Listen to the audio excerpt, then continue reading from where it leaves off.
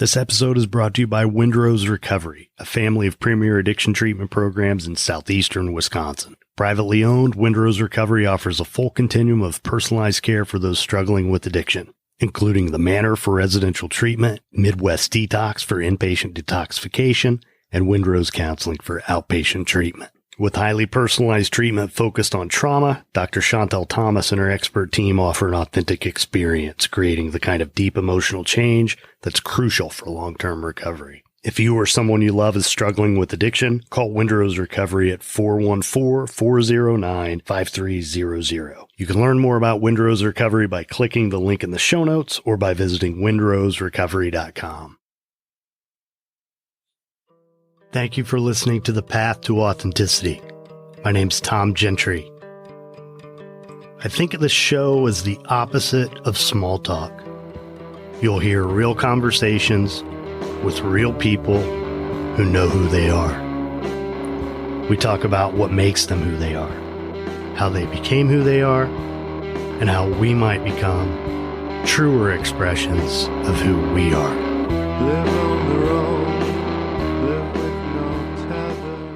I am Safaa Kagan, and this is The Path to Authenticity.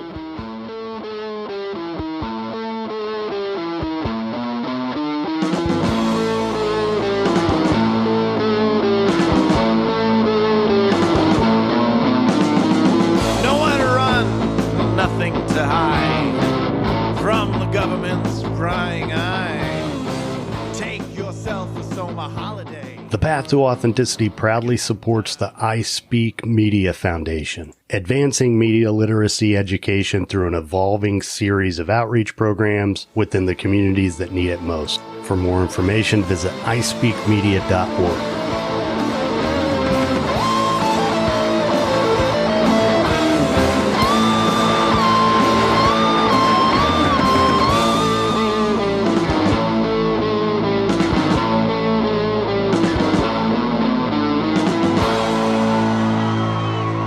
If this is your first time here, thanks for checking it out. If not, thanks for coming back.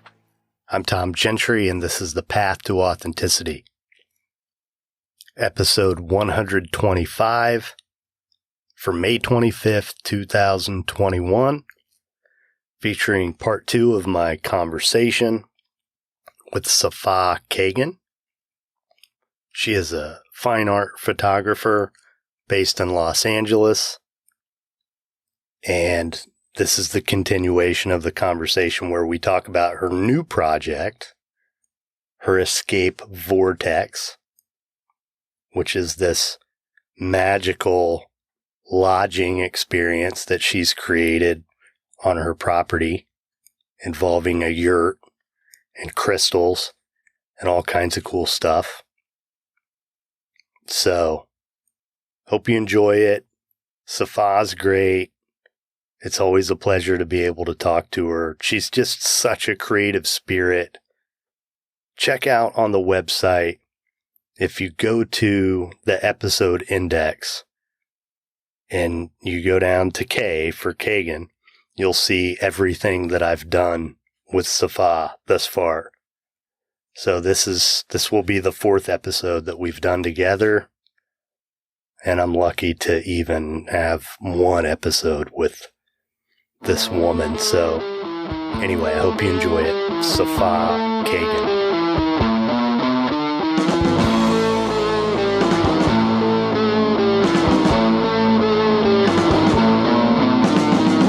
Nowhere to run, nothing to hide from the government's prying eye. Take yourself a summer holiday. A lot people can't always come and stay here, but I want them to feel like they are staying here just through the platform, you know?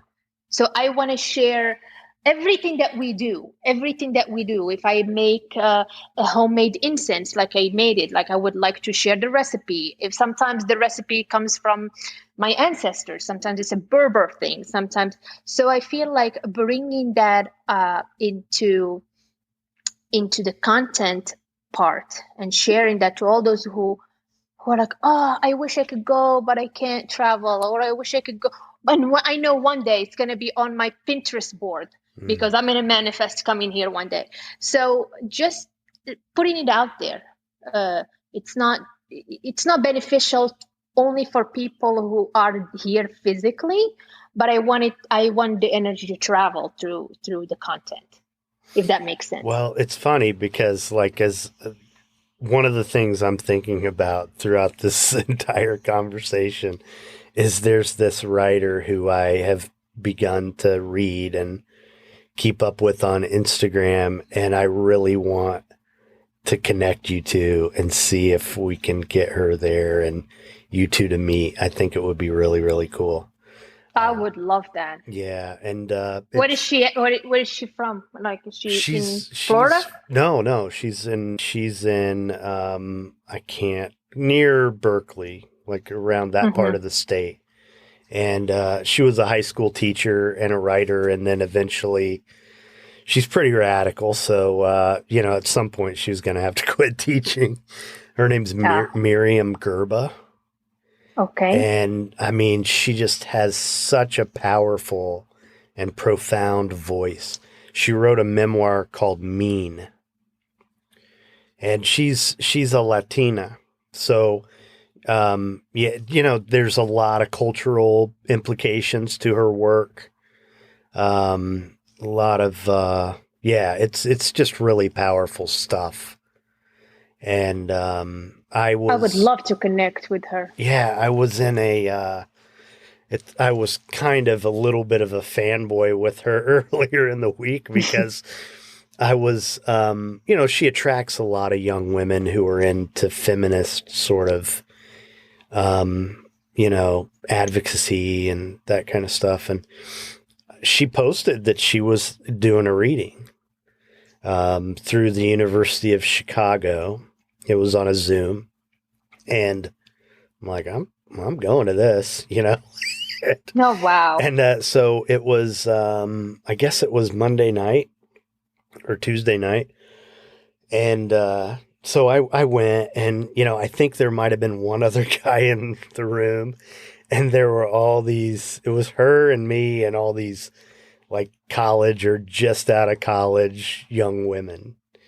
And, it was really cool. It was actually about the positive power of gossip and the role that it has played in, social movements.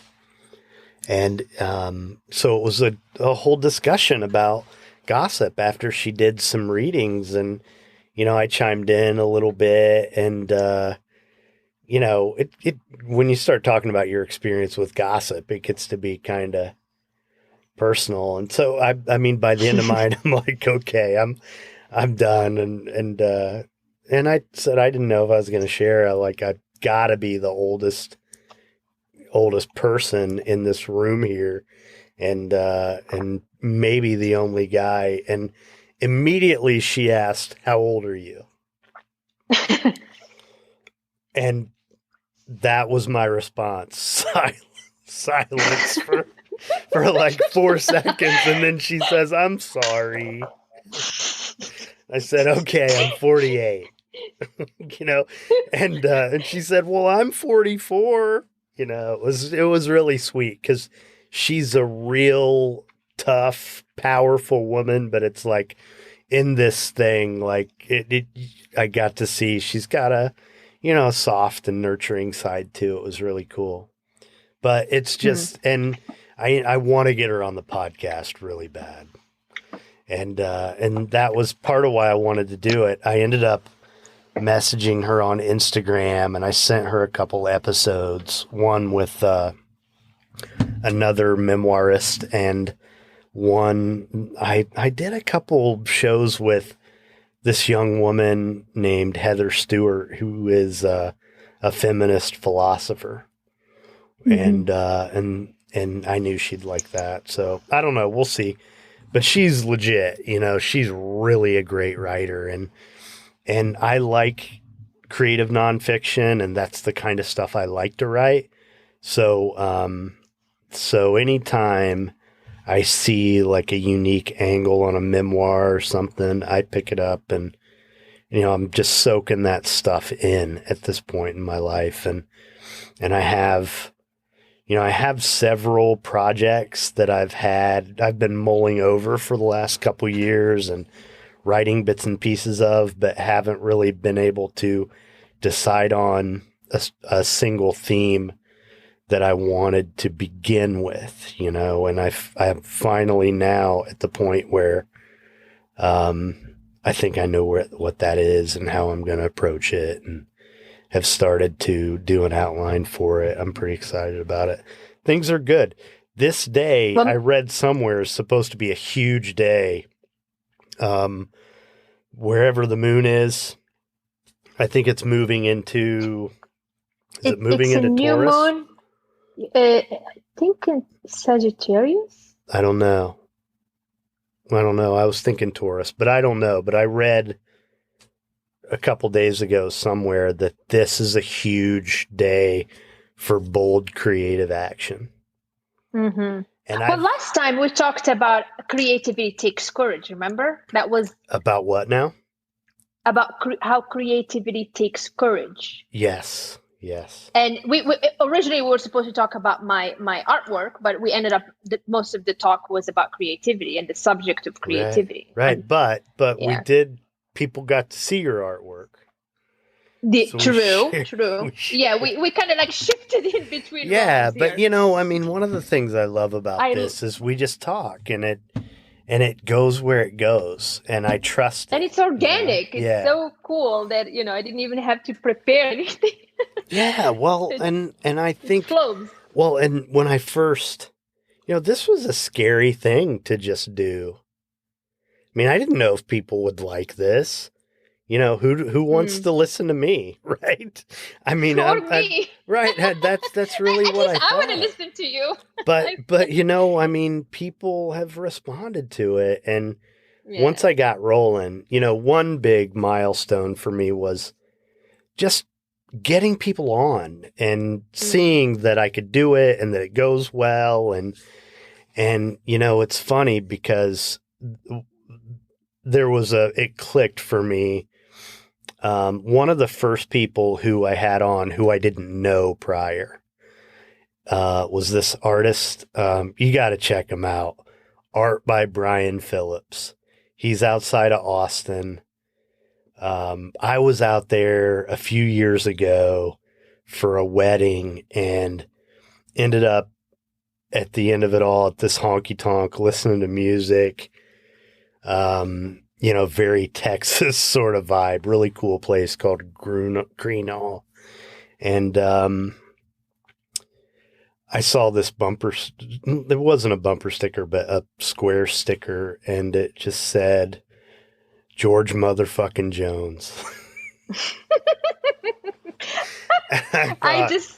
I need that. I need that sticker. So I got back and I Googled it, and I found it, and it was this guy in Austin, and Brian Phillips, and he had all these stickers, and he has, I ended up buying a couple things from him, some stickers, and he put a lot more in there, and I bought a koozie that it says, like the grade A U.S. grain-fed beef logo thing.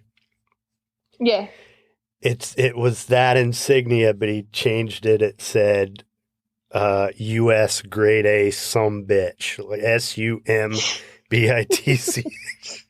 And there were all these, Holland motherfucking oats and all these just funny shit, I just started following him. Yeah, but then his art is incredible. I started to see his artwork, and I thought, I'm going to get this guy on the podcast. So I finally did, and like you, he had never done a podcast before. But one of the things I learned when I bought the stuff from him, I bought one of those koozies for my brother in Indiana. And so I ordered two, and I emailed him and had him send part of it to Indiana and the rest of it to me. And he tells me, I lived in Indiana. He grew up in Ohio, and he ended up living in Indianapolis in his formative years. And so he comes on and we're talking, and he uses all reclaimed wood.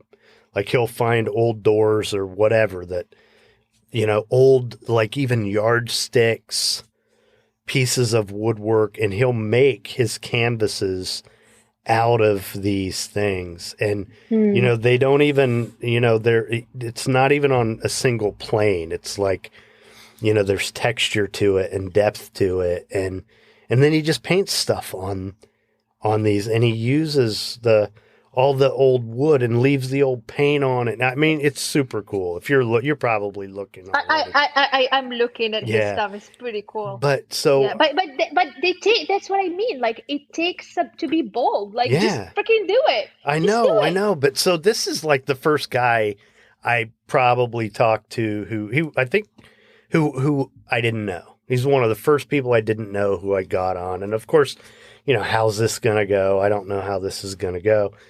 And he ends up talking about how, art saved his life and how he suffered from depression and he got a therapist and, all my shit that I talk about.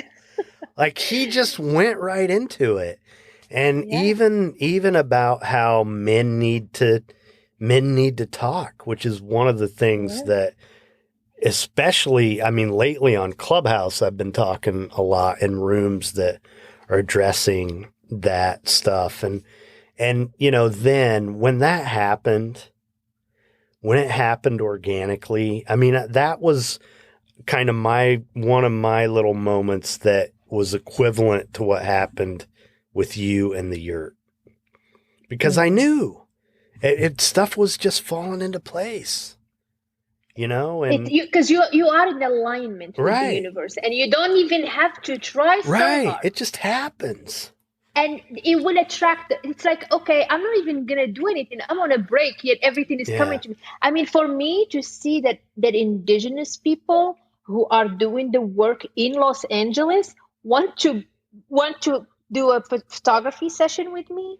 that just blew my mind, because I thought I was, I thought that subject, that my project for photography was on the back burner. And no, it all coexists together.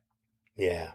And these people, I have some of the performers that are like they're just dressed in the most beautiful, elaborate costumes. They're artists that are they're performing artists, and they also need to be seen by others. And so I feel like my work is morphing into this whole other expansion, my photography work. Yeah. So I can't wait to see what's happening, what's going to be created. It's a fun time. Yeah, and going back to the Native American First Peoples stuff, there is in the late early 1800s, the government commissioned portraits of tribal members and sent. There were a couple guys that they sent out to through the Bureau of Indian Affairs, like when it first began, to do portraits. And a lot of them are hanging in the Smithsonian. Some of them were lost. There was a fire in the Smithsonian at one point. But there's this book. It's a 3-volume book with hundreds of plates. McKinney & Hall's History of the American Indian or something like that.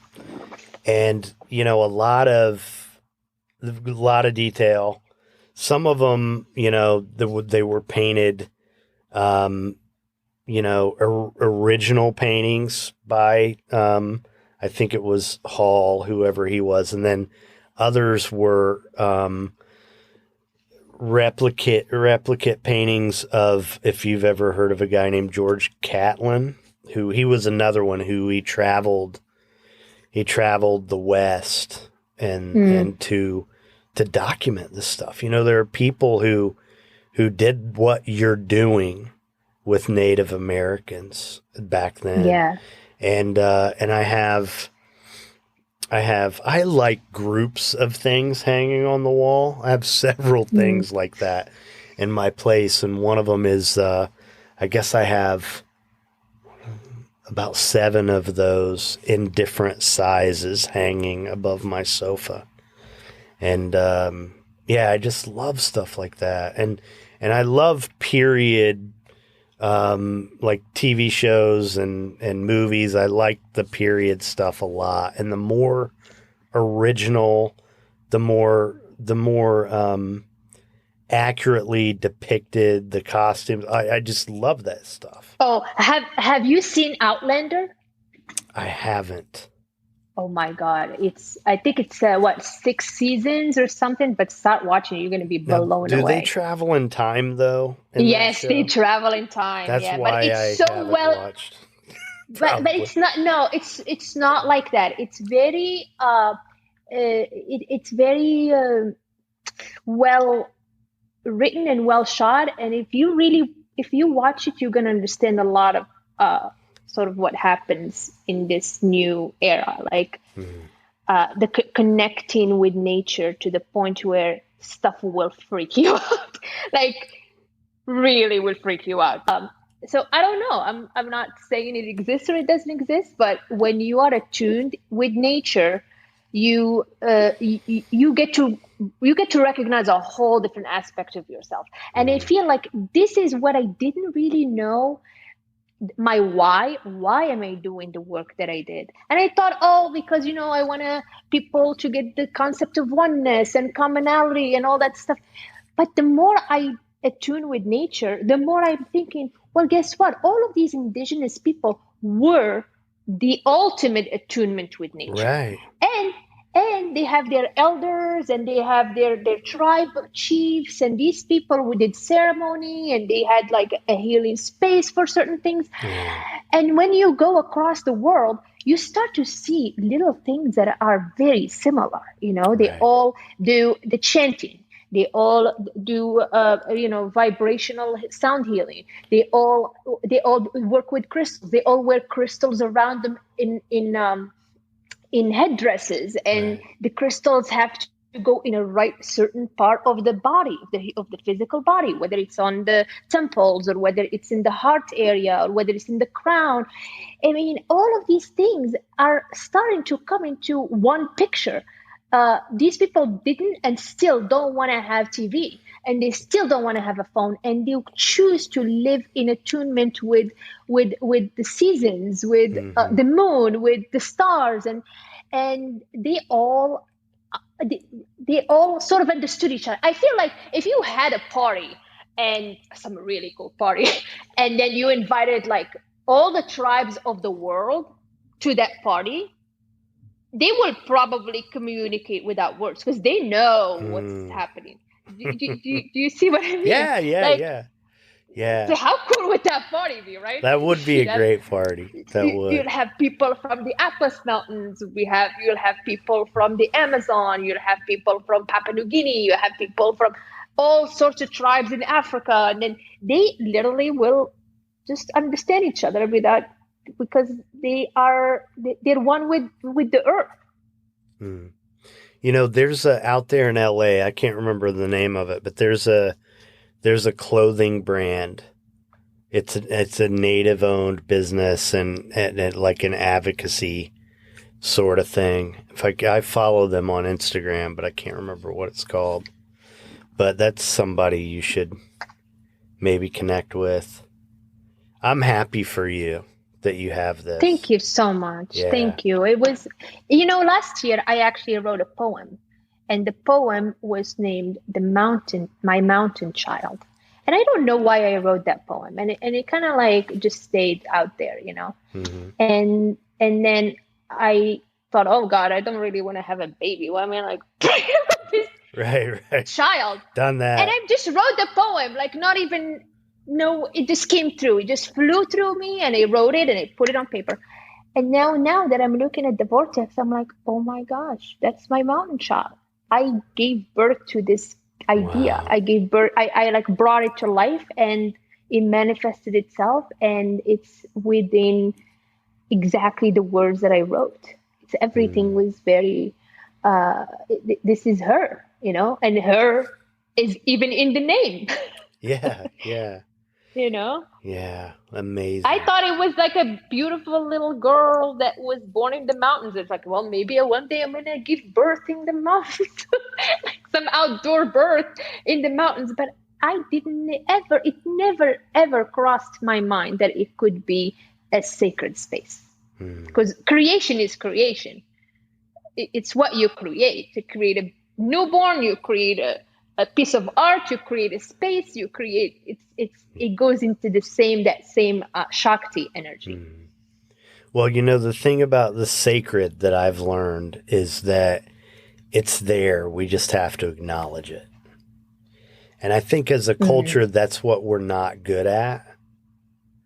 We're not the ceremony part and acknowledging the sacred. So and for me, in the morning when I get up, something as simple as lighting a candle. The ritual. Yeah. And then, I use a rug that I pray on and do some yoga on every morning. Sometimes I'll either burn some incense or I might burn a little sage or something like that. But just to, honor life and honor myself and, it's just important, Yeah. And it's there. We just have to acknowledge it and honor it and embrace it. And you're definitely doing that, aren't you? Well, the beautiful part about creating a ritual is it takes away, I don't even like to talk about routine, because routine just sounds very like rigid, Right. It doesn't feel like it's flowing. Like I got out of my routine. You don't have to call it a routine. It's your ritual. And when you call it ritual, it just there's a lot of feminine energy that embodies. So let's just say you put on a lotion before you go at night because your skin is dry. And if you call that a ritual, you just infuse that with love, and you give yourself love, and it's a nice gratitude moment. As opposed to say, the routine is blah, blah, blah. And I feel like changing the wording really brings a lot of... And another way that I've learned to do that, at the suggestion of my therapist, and just talking about my eating habits, because, I am one of these people who I'll only eat one meal a day, and I'll go and starve myself most of the day just because I don't want to stop and eat.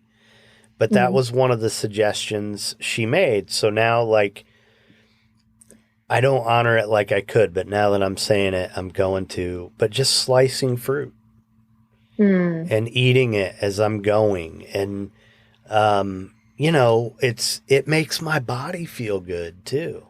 Yeah. So, but anywhere we can find it.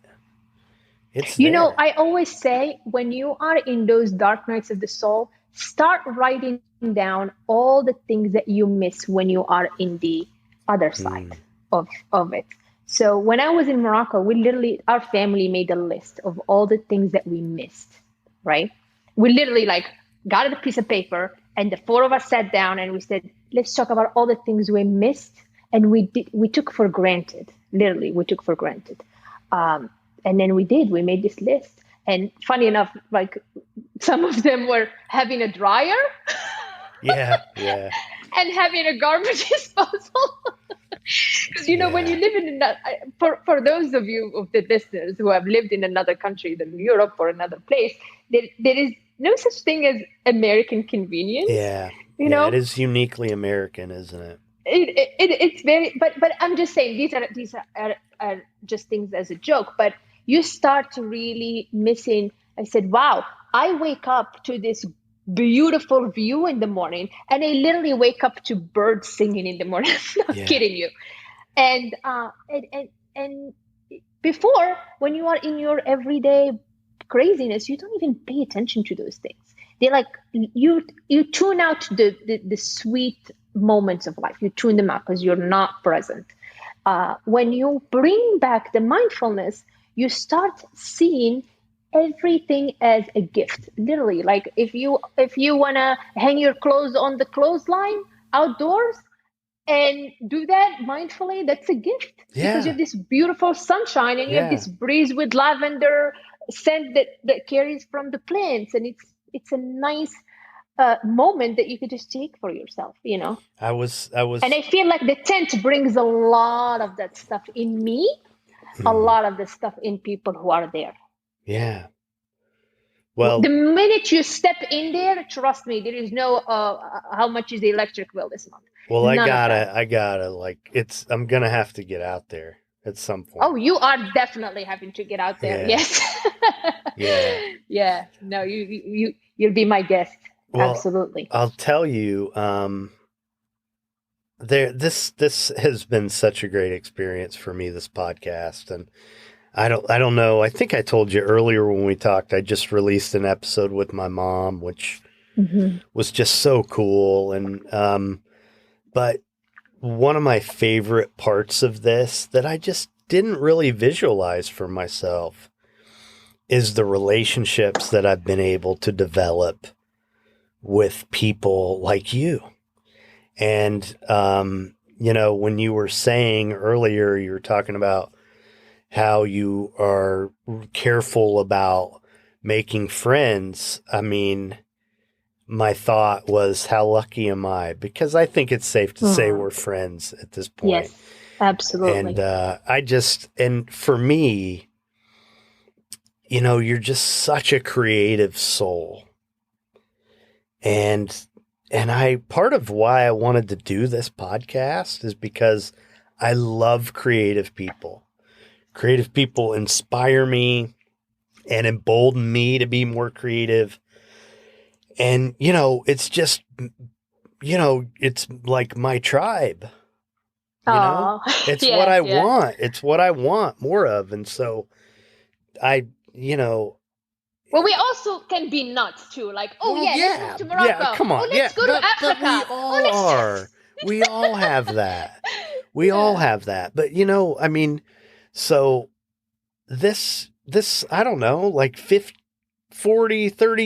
episodes into this podcast, I'm at an art show on a Sunday and, you know, walk into your booth and we meet. And the next thing you know, you're on this podcast and, you know, now for the third episode a year later.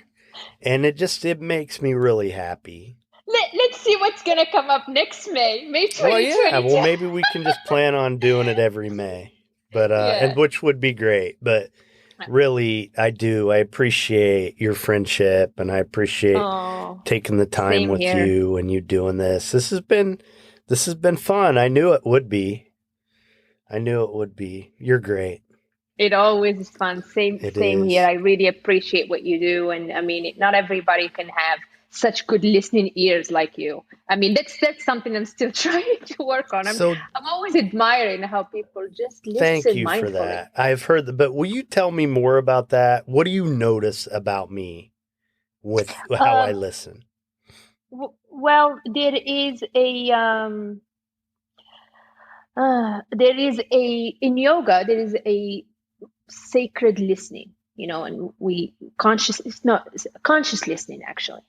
And when you do the training, they teach you how to become a conscious listener, because when you're a yoga teacher, sometimes you have to talk to people after class and then stuff comes up. Stuff will come up to surface to people who do Kundalini yoga. It always does. It always will. It never fails. So they have to come to the teacher and talk about these things. And it just starts being, I don't want to say a therapy session, but it sometimes after class, you have to deal with what came up for somebody. Well, it's sacred.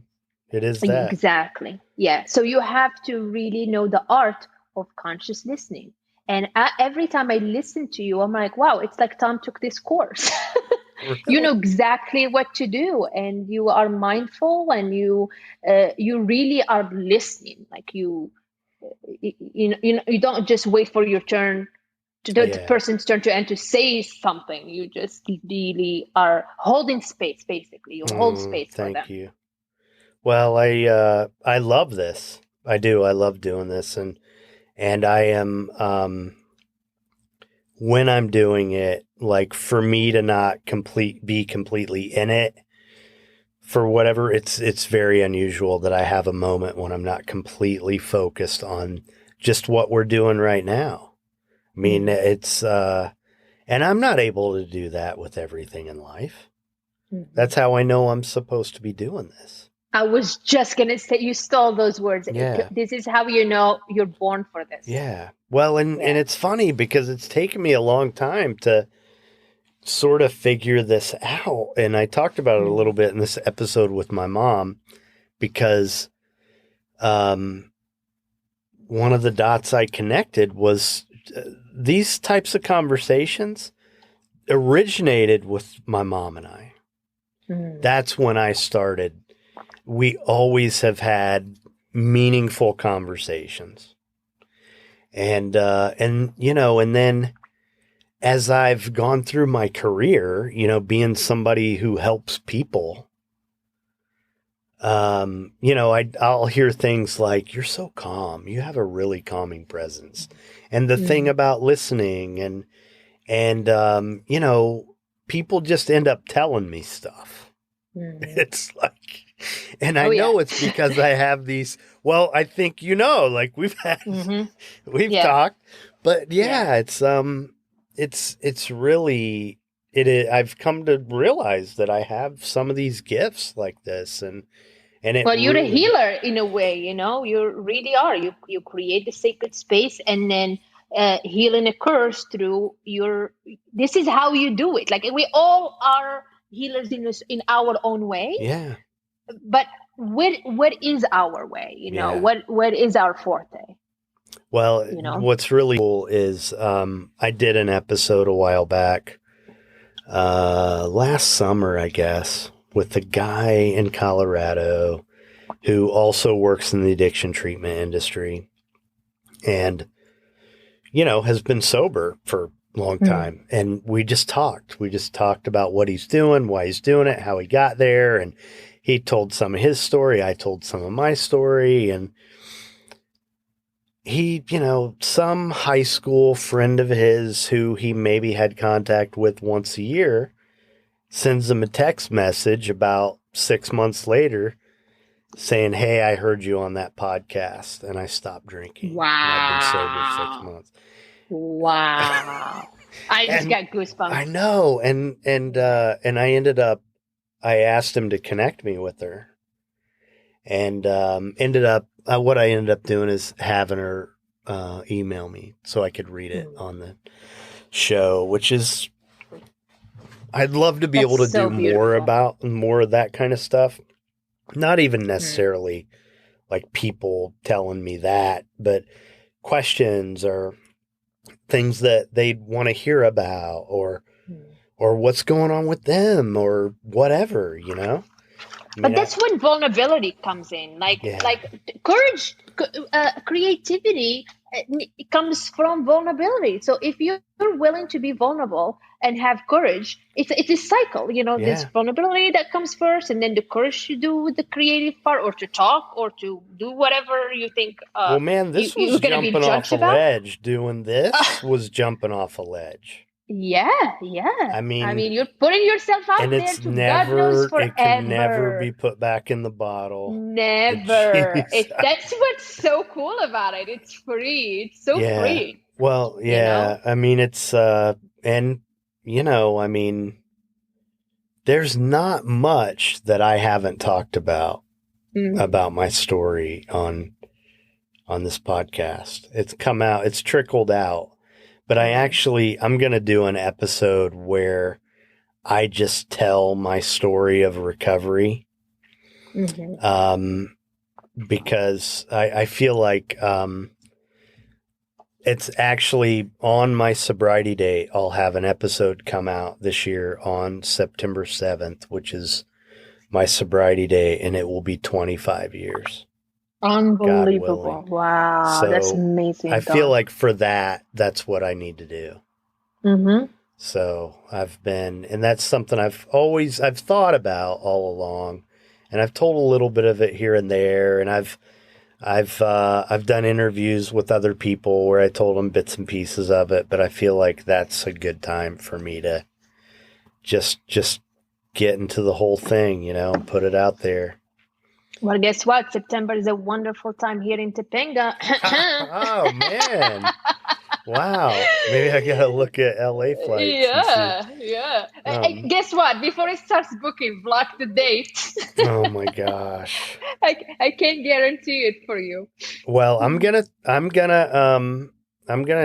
connect you with this writer. Absolutely. Yeah, And we have so many cool things happening. We have a spiritual music ceremony next to on the 22nd. And sometimes we will have these cool parties, and people who are in the tent are like, "Ooh, this is fun. Let's just all join." And it all becomes a family. Yeah. And it's so cool. It's just the right vibes. And a lot of these parties in Topanga, I don't want to call them parties. They're more like a sacred gathering. They are very secretive. Like, people are very protective over the energy, so they don't advertise it. They don't talk about it. Sometimes you can like have a celebrity be there, and people don't really want to talk about it. Yeah. So it's kind of like this cool little speakeasy. It's awesome. Yeah. Man, what a life. La Dolce Vita. I think you asked me what book. If my life was a book, what would it be? Is that what you answered? Is that what you answered? I think so. But again, it's not always the Dolce Vita, but when it is, it's so Dolce. Yeah. Did you like the questionnaire? I loved it. I thought it was a fun questionnaire. I can't wait till you share it, because I really put all my energy into answering it. Well, it might be a while, because one of the things I've learned is that I've been putting them out, like once a week, and but I have this woman helping me with SEO, and because it's not just basic type, it's it's larger, and the way I've done it is problematic from an SEO standpoint. So I have her helping me. What I'm actually doing is, it's going to take a while, but I'm having her just set up a form that I can email you, so that when you do it, it becomes a blog post that I then edit and publish. I see. Gotcha. So, okay. and everything will be right from an SEO standpoint. The love of technology, huh? Yeah. Well, why can't we just create without that? Well, I feel like I'm getting some momentum, and one of the next big steps for me with all this stuff I'm doing is getting some help. Yeah, you have to delegate, because otherwise you'll be stuck time-wise. You will spend way more time in something that you're not an expert in, where you should be creating and doing what you're good at and delegating. Yeah. I learned that was a big lesson for me the last month. Delegate. Yeah. You can't always have your house clean. You can't always have. And I'm really an idea guy. Like I am. I'm an idea guy. So, I've gotten to the point where there's no way I can do all this stuff. No. And, there was a big one that I have that I shared with somebody on Thanksgiving, actually, that, I basically said, listen, this needs to be done. I want to be a part of it, but I can't do everything. So take ownership of it. Just let me be part of it. And, it's sometimes I've been afraid to do stuff like that, because, I don't want to let go of it, or somebody's going to steal my thing or whatever. But, there's enough. But that's all your ego. Like, you're not doing this for yourself ever. Right. You're doing this, and you're like literally are a foster person to the idea. It's not your idea. You didn't come up with it. It is a world out there full of ideas. my favorite book, my ultimate favorite book is Elizabeth Gilbert's Big Magic. And she talks a lot about this concept of having the idea belongs into this realm. And guess what? She just came and knocked at your door, and you happen to be mindful enough to listen. And sometimes you're not. And she goes to your neighbor and knocks on his door, and he comes up with the idea and he applies the idea. So it never was your idea, and it's never something for you to keep as a creative person. You have to release it.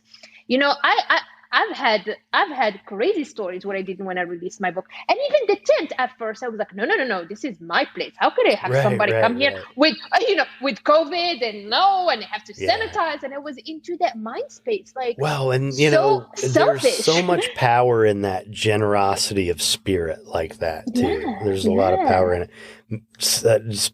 Elizabeth Gilbert is one of my someday. We talked about that. Yeah, she's also my someday I'm going to photograph you, Elizabeth Gilbert. We have a mutual if you're friend. Listening, you did say that.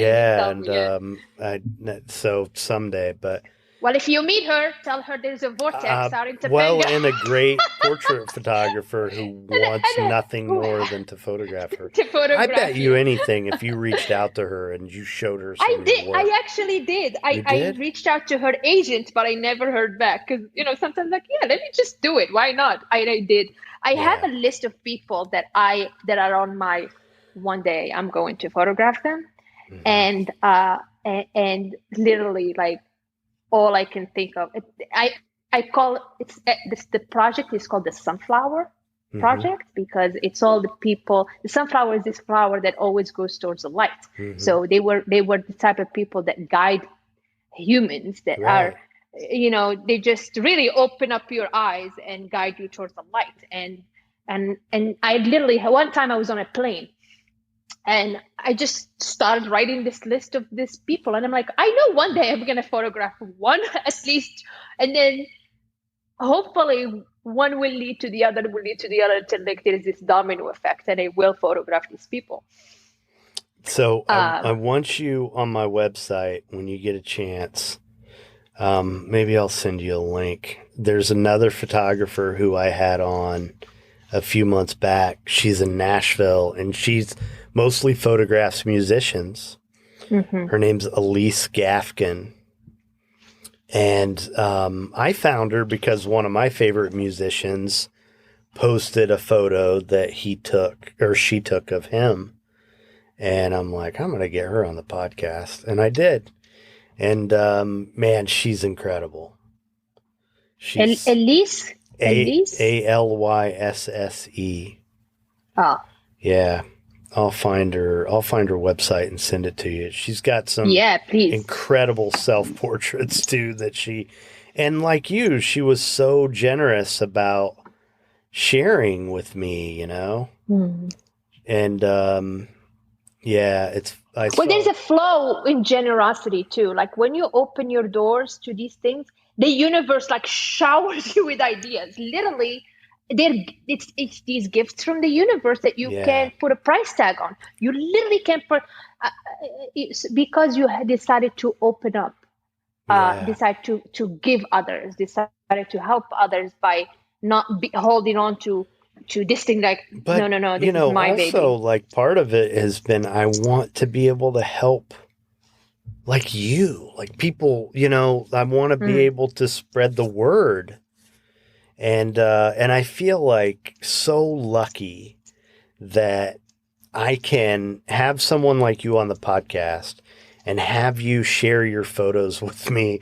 And then I can post them. It's like I get to post all this cool shit on my website. It's like it's fun. And I'm glad you had good feedback about it. But, when you look through it and you look at all this stuff, I just feel really proud of it, So anyway, well, this has been great. I appreciate Oh, you. my dear, it's always fun talking Yeah. to you, Tom. Always. I just feel like we can talk forever. Yes. Earlier, before we did a trial and I started talking, I'm like, okay, stop. Leave Yeah, some we for the gotta podcast. stop. We gotta stop. We gotta save this for the podcast. Yeah. It's almost like we should just record every conversation. I have I another know, just friend in who we case. say that, you know. So, all right, sweetheart. Have a good night. All right. So good to hear from you, and let's catch up soon with you. All right. Bye-bye.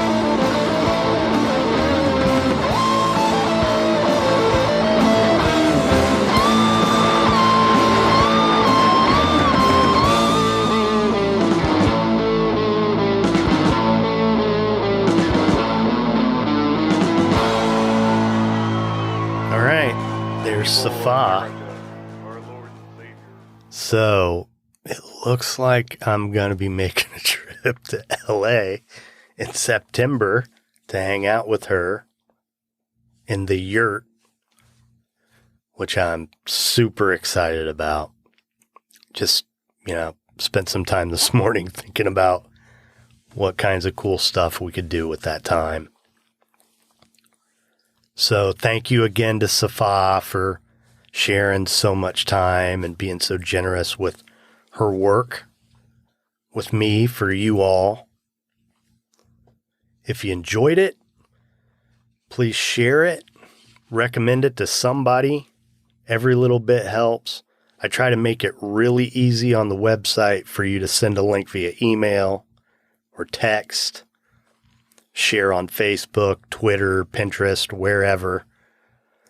I have all those tools, thepathtooauthenticity.com.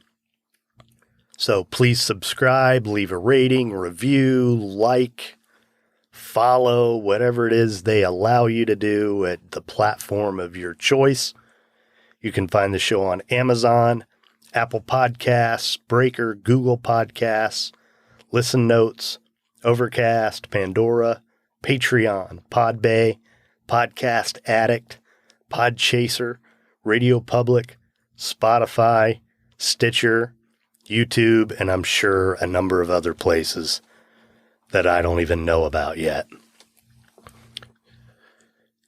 If you're interested in supporting the show and gaining access to supplemental content, you can do so for as little as $1 a month at patreon.com/thepathtooauthenticity. This episode's coming out on May 25th. It will be available for patrons on May 15th. The night that I did the interview with Safaa, I posted the entire unedited interview so that only patrons can have access to it. And I do that with every show. I also do something I call the Saturday Dispatch, which is just a short little check-in episode that I do for patrons. Any new, cool, up-and-coming stuff that I'm not necessarily ready to share with everyone, I might share with patrons on Patreon. I've done that in the past. And I will say I have some pretty cool stuff coming up that I'm really excited about, related to this podcast, sort of ancillary projects, all sorts of stuff.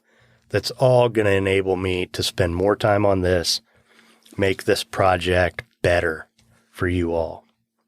So you can call and leave a voicemail at 561-247-4757, or you can email the show at thepathtooauthenticity@gmail.com.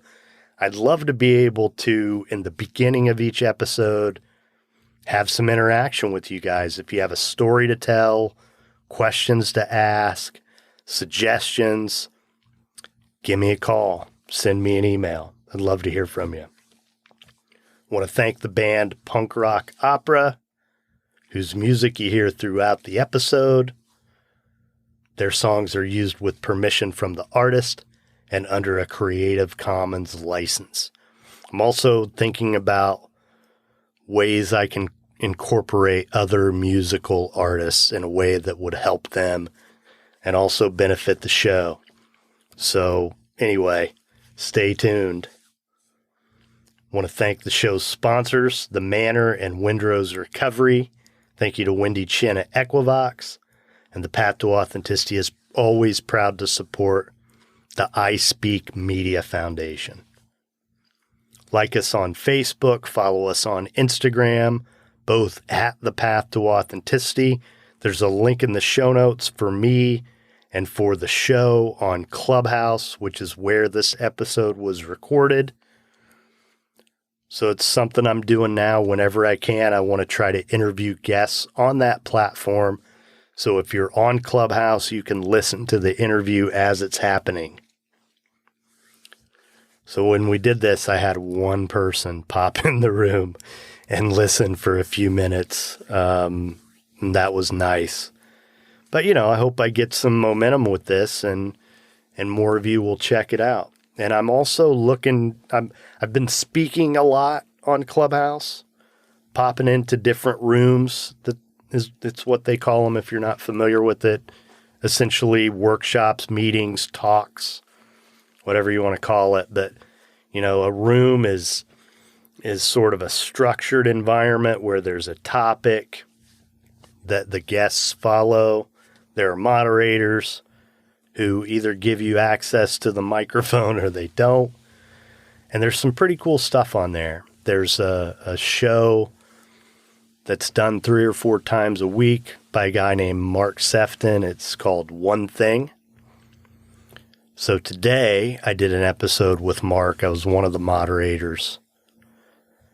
And it was, what is the one quality you most admire in a person? So you can imagine 60 to 90 minutes of that is pretty cool. So check it out. And Mark is a guy that I'm looking to have on the podcast. That's in the works. We haven't scheduled a time yet, but we're working on it. Also working on getting some other great speakers who I have found on that platform to take part in this. Anyway, this has been great. Thanks again to Safaa. I appreciate you guys investing the time into this podcast. Thank you for listening. Hope you have a great week.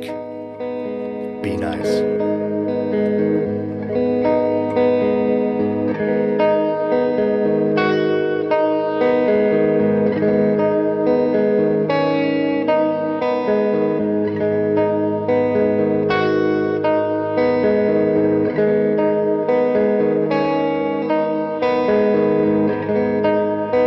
Crawled through the desert for days and days.